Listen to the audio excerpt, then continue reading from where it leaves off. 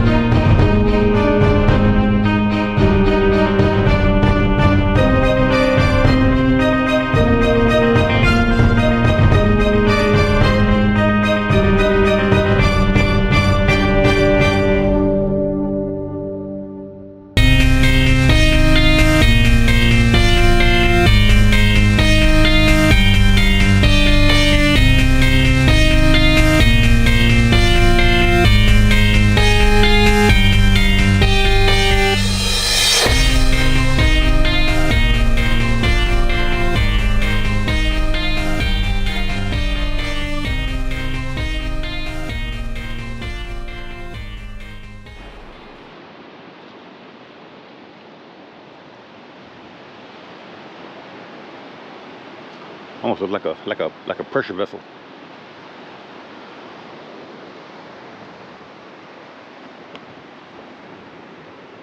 This looks like a heat exchanger here, almost. Yeah, all tubes in it. You'd have a process going on, and you would have I could have it backwards. You'd have cool water or something cool running through the middle inside those tubes, or you'd have water and a jacket around those tubes with something flowing inside to cool it. One or the other. I don't remember 100% how that all works and everything. Yeah, this is also another radiator. You can see how it's that's a radiator. Not a core radiator, but a radiator.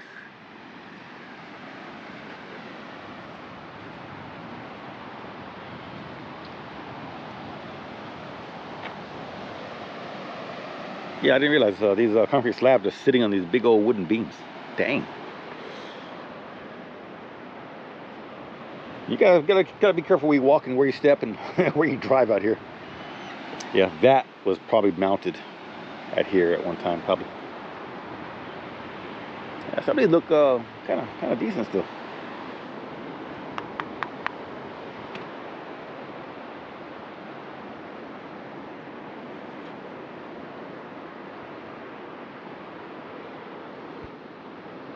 It was 1989 when the hurricane, was it Carla? I can't remember. But that hurricane came through, and that's when Highway 87, which was where my truck is there, got washed out. And this refinery here remained, for most part, intact. Closed down because nowhere to get to it no more, because the only way to get to is to the beach. but it remained intact for a good number of years. And look on Google Maps, you can see how the buildings stayed put, and the tanks were there, and it looked like right after Hurricane Ike came through in 2007 is when the rest of the buildings were pretty much probably washed away. This is all underwater, and yeah, when that kind of storm surge comes in, tanks will float up, buildings will get just washed out. And I would imagine the storm surge came in this direction here. As the hurricane passes over, the surge will stall, and then water will flow back out. So I would imagine if you start walking that marsh way out there, you're gonna find bits and pieces of this refinery and tanks way out there, or they got washed back out, and they're gonna find them bottom of Gulf of Mexico.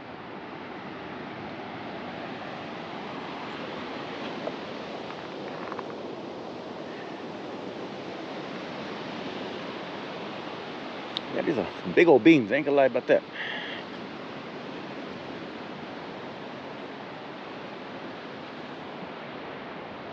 Yeah, let me get the drone in there and see what's left of the pads. A lot of times I would actually walk out there, and but it's so thick, and I'm in shorts and flip flops. And yes, we have rattlesnakes on the beach in Texas. We have rattlesnakes.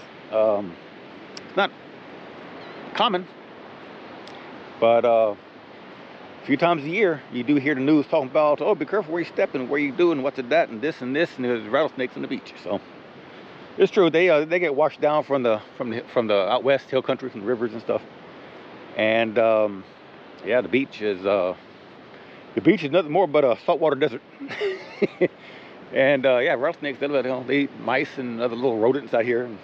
So yeah, we have little footprints of whatever that is, raccoons, and so yeah, there's a rattlesnake there. So I'm not gonna trudge out there in my flip flops and shorts. Like I said, it's thick. It's pretty thick out there. But I'll try to send my drone over there. Yeah. Yeah, it's kind of thick. Let me see my drone over there, and I'll take a peek and see what's left. It's mostly foundations and probably other pipes. You know, a lot of the heavy duty stuff, like the pipes and that kind of stuff there, will kind of stay put and rust away. Let's go up. Okay. Yeah, it's amazing what nature can do. This was a facility with buildings and tanks, and storage tanks and all kind of things. And when initially the hurricane came through in '89, it washed out the Highway 87, and leaving this entire facility kind of just stranded in the middle of nowhere, with no way to get to it, no way to drive to it except on the beach. And that's when, plus it was flooded. The storm surge came in, and the offices on the property were flooded out, and so it was. I guess I'm not. And honestly, I don't know what the company was. I've been searching for the name of the company, whether they moved to a different location, or did this event bankrupt them. A lot of oil companies here in Texas will, small oil companies will run until the oil runs out, and then they simply just file bankruptcy, and then or go under a different name and buy other facilities. But this facility here, and I got some aerial photos. This facility here, after the initial hurricane, it stayed, for the most part, looked like intact for a couple years. It wasn't really until in 2007, when Hurricane Ike came through, that the storm surge of Ike kind of just really decimated this and all remaining structures, including the storage tanks. The storage tanks, when they're empty, you get a storm surge from a hurricane come through. The water rises 10, 12 feet. It will pick a tank right off the ground, off the foundation, and then just float it out. to either floated out into somewhere else, or it could be sitting in the field, as far as I know, or it floated when the tide when the surge goes back out into the Gulf of Mexico. It could be sitting out bottom of the Gulf of Mexico right now. But either way, you can see the progression of this place deteriorating, and it is after Ike in 2007, that the final destruction. And also, you can see the shoreline. They say here in Texas, this part of the beach, the part of the wild shoreline, every year will erode about 3 feet, and you can really see where the beachfront was, and this facility was not even on the beach; it was well inland, and where it sits now. It's kind of amazing how nature can just really change and morph things and erase mankind's footprint from off the earth. Eventually, in the future, this place will be, just totally grown over, and as hurricanes and other just beach erosion, one day it will be probably more likely buried under sand and beach, and kind of be forgotten. The only way you know it's even there, because you might see a faint footprint from Google Maps or checking old historical maps. So, but it's really amazing. That's all left in the foundations, and just the power of nature to erase us, erase our footprint off the earth.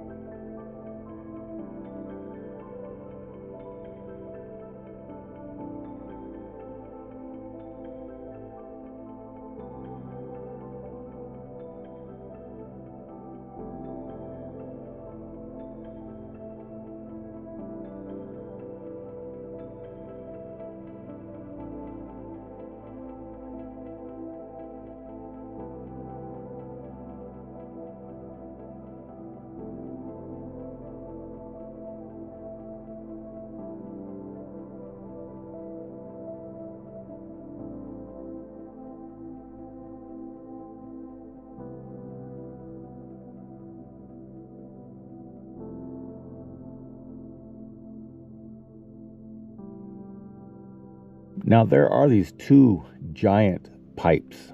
They're about two. This one here is about 2 foot across. The other one's about a little smaller, about maybe 16 inches. But these two pipes are going from this facility out into the Gulf of Mexico, and they just go. And I've always kind of curious of where they terminate. Is there an old terminal, a Christmas tree, I guess you can say, under the Gulf? Do these go out 5-6 miles, 1 mile? Kind of curious where they go to.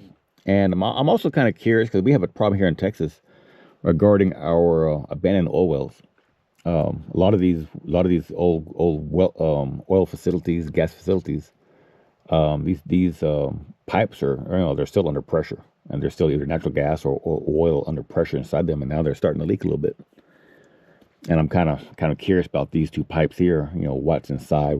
Did they carry oil, or were they simply was this site a more of a refinery, and with this water going in for cooling and out? And over here is another odd foundation that now is just it's completely collapsed into the Gulf. This was also well inland, and when the tide this tide is not all the way out. When the tide is extremely out, you see oil pipe and valves still sticking out of the water, and it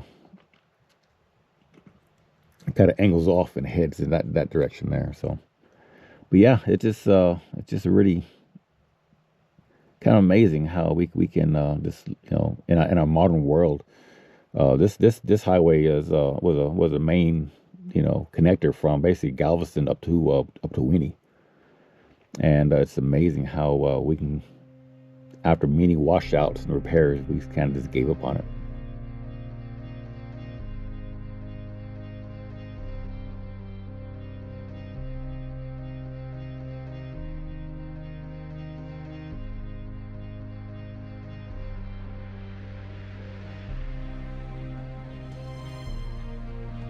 Well, that's all I have today.